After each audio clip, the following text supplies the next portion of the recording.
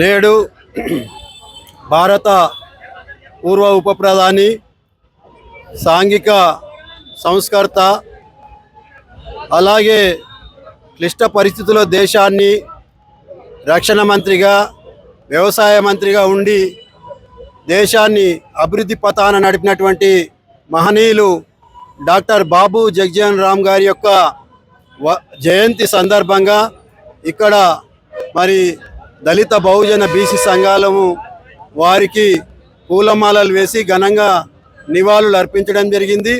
మరి ఈ కార్యక్రమానికి మరి ఈ జిల్లా మంత్రివర్యులు దామోదర్ రాజనరసింహ గారు, జిల్లా కలెక్టర్ గారు వారు కూడా పూలమాలలు వేసి నివాళులు అర్పించడం జరిగింది. వారు దేశానికి చేసిన సేవలను, సమాజాన్ని చైతన్యపరిచిన విధానాన్ని మరి మరొకసారి మనమందరం కూడా గుర్తుకు తెచ్చుకొని ఆ బాటల నడవాల్సిన అవసరం ఎంతైనా ఉందనేది వారి యొక్క సందేశం.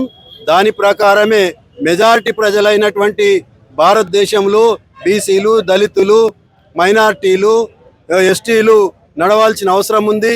మరి అధికార భాగస్వామ్యంలో పాలనలో భాగస్వామ్యము, అలాగే ఆర్థిక వనరుల్లో భాగస్వామ్యం సాధించవలసిన అవసరం ఎంతైనా ఉంది.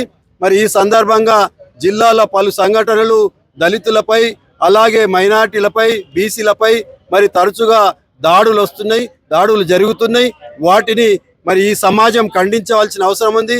ప్రభుత్వము చట్టపరంగా ఆ నిందితులపై, ఆ దోషులపై చర్యలు తీసుకోవాలి.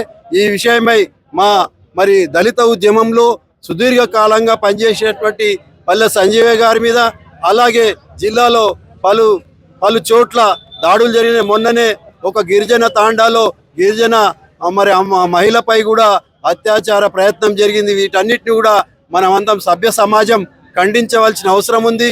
రాజ్యాంగము అందరికీ సమాన హక్కులను, సమాన వాటాను, సమాన రక్షణను, సమాన గౌరవాన్ని మరి ఇవ్వడం జరిగింది. డాక్టర్ బాబాసాహెబ్ గారు రచించినటువంటి రాజ్యాంగం మరి తప్పకుండా అమలు చేయాల్సిన బాధ్యత రాష్ట్ర కేంద్ర ప్రభుత్వాలపై ఉంది. అలా చేయని సమాజము ఏదైతే దళిత సమాజం ఉందో, ఏదైతే బహుజన సమాజం ఉందో, అంబేద్కర్, పూలే వారసులు ఆ విధంగా ప్రభుత్వాల మీద ఒత్తిడి తేవాల్సిన అవసరం ఉంది.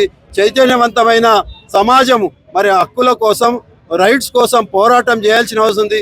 ఈ విషయంలో జిల్లా యంత్రాంగం మరి తప్పకుండా చర్యలు తీసుకోవాల్సిందిగా మేము డిమాండ్ చేస్తాము. లేని పక్షంలో అన్ని సంఘాలము, సమాజం కోరుకున్న అన్ని సంఘాలము పెద్ద ఎత్తున ఆందోళన చేస్తామని ఈ సందర్భంగా హెచ్చరిస్తున్నాం.